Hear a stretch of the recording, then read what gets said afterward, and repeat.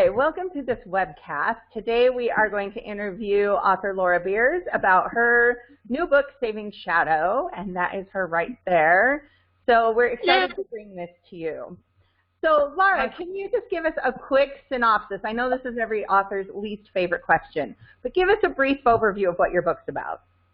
Oh my goodness, this is my favorite question because I absolutely love this book. But it is about a story of a daughter of a duke, Lady Eliza Beckett, who has a photographic memory, and because of that ability, she has basically been shunned by her mother and by society, basically, because they don't like blue stockings, which is what they were returned back there.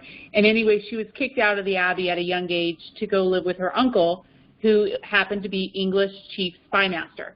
And he recognized her incredible intellect as an ability to decipher enemy codes in a time when England was at war with everybody. Obviously, they were at war with Napoleon, but also during 1812, they were with war with America. So she deciphered enemy codes and discovered from a young age she wanted more adventure, more excitement. But she was not anticipating the emotional tolls of becoming a female spy. And so that's where we kind of come in, where she is jaded by society and jaded by her role as a spy. So that's what I really loved the gender bending aspect of this book, that, you know, she is so good at what she does, and yet, you know, we're reading a Regency book where generally we get a woman who is best at dancing and kind of being pretty, even though she gets one or two things, but this is a heroine who is really different for the age. But what was your favorite part of the book? You know what, my actual favorite part is I've often dreamed, I think every girl dreams of being a spy or some type of ninja or something fun. And my favorite part is that here she's this amazing spy, and she's also a daughter of a duke. She's leading two lives. So she kind of has the best of both worlds. She has the fame, the money, everything from being the daughter of a duke, but she also has excitement and adventure from being a spy. And my favorite part is when they introduce Lord Benedict Sinclair as her partner, because Jonathan and her uncle kind of hashed out a plan to kind of help Eliza, and also Benedict, Lord Benedict and her are going after the same person, the same villain. But his initial reaction of going, there is no way a woman could be a notorious spy. And women back then were so undervalued that it would not surprise me how many women were used as spies back then, because men just kind of overlooked them. They were considered property. Well, I know that was common even in the World Wars, as recently as World War II, that women could move unseen through society because it was assumed they didn't even have the intellect to do what needed to happen. So, so tell me a little bit about your process of writing this book. What led you to think about this? What excited you about it? And then how did you actually get it on paper? Well, it's kind of funny because I am a daydreamer. I have always just sat around and daydreamed, especially when I go to bed. And I daydream, even though my life is amazing, but I've often daydreamed about being a spy, doing all these dangerous missions, but I also love the Regency time period. So it kind of made sense where it evolved into this character of Lady Eliza Beckett, and I actually found that name while I was inside the LDS temple. I was doing a name for someone who's passed on, and it was actually Eliza Beckett. And I thought, that is the perfect name. And not that it inspired me, but it was kind of said, that's the perfect name, and I went from there. But it's amazing how my only hiccup was that I did not know the English language. So I had the ideas in my head, but I had been out of college from BYU for 16 years, and in college, my only experience was I took a freshman writing course and a junior writing course, and then I just did business writing because of my degrees in construction management, technical.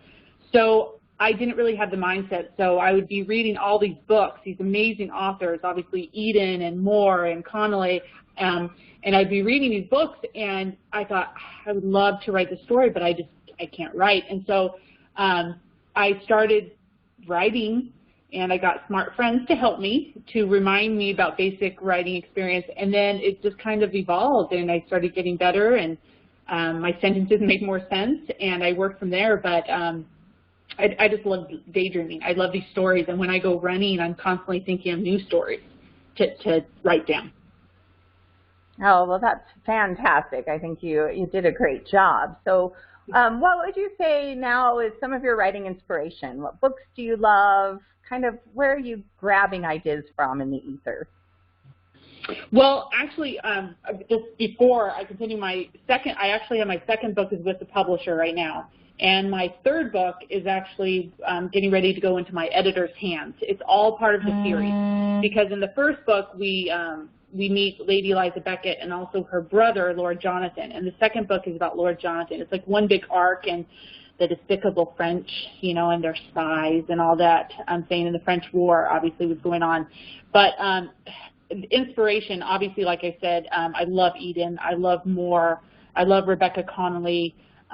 There's just so many LDS authors that I've come across. And one of the privileges that I've had is as I've got my book out, I've befriended some of these people, or they've befriended me, and I've talked to them, and all these people, all these authors that I have read and absorbed their literature and absolutely loved, also, you know, Julie Danes, and that I've absolutely adore, and then all of a sudden they're talking to me like normal people, and I kind of hold them a little on a pedestal of how amazing they are. And so the fact that they're talking to me or even reading my book, Jennifer Moore read my book, and she actually posted a comment on Amazon.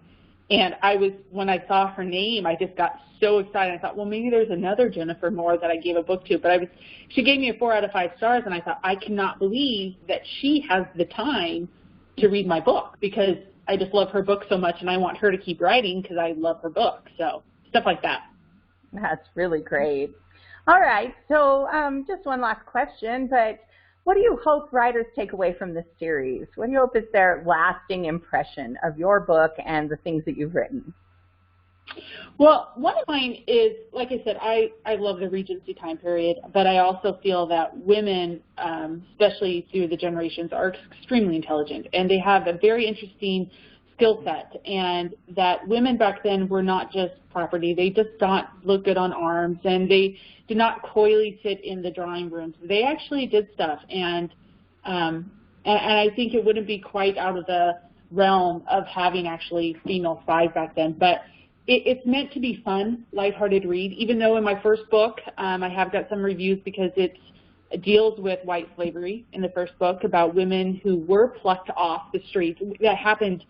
Human trafficking is a tale as old as time, but women were picked off from the slums. They didn't call it that back then, but they were picked off the street and just sold. And it was so sad. And people did get involved, and people did try to make a difference. And so in this book, Lady Eliza Beckett, she goes after one of the people that do this. And then in the second book, we're also dealing, like I said, with French spies. And so there are some, I don't want to say dark aspects of my book, but I think reality-based, where it's just not all balls and glamour. It's actually kind of spies. So that's why it's called a Regency spy romance. So. Well, that is wonderful. It was a really fun read, but it also did have some things I thought about, and I thought you did a great job with the deeper aspects. I always like reading about something with a little bit of a dark side. So I do recommend this one. I think it was a great book, and I wish you the very best going forward. Do you have any events coming up or anything readers should know about? Well, because I'm a completely unknown author, I have crafted an excellent blog tour of like lovely people like you. Thank you so much that are willing to talk to me and to review my book. I'm so grateful for that, to make time for someone who you don't know who at all, who just bothers you on Facebook until you agree to a meeting. But I have a whole list of blog tours coming up. I also have radio interviews, one next week in Detroit. I'm going to be on 2 book minimum coming up soon. I was also on the radio just a couple weeks ago for iHeartRadio, and I'm just kind of trying to get the word out for people to read my book and enjoy it. Well, that's fantastic, and I really hope that this helps you. So everybody go out there and discover Laura Beers and the things that she has to offer. So thank you for joining me today. Thank you so much for your time. Thank you. I appreciate it.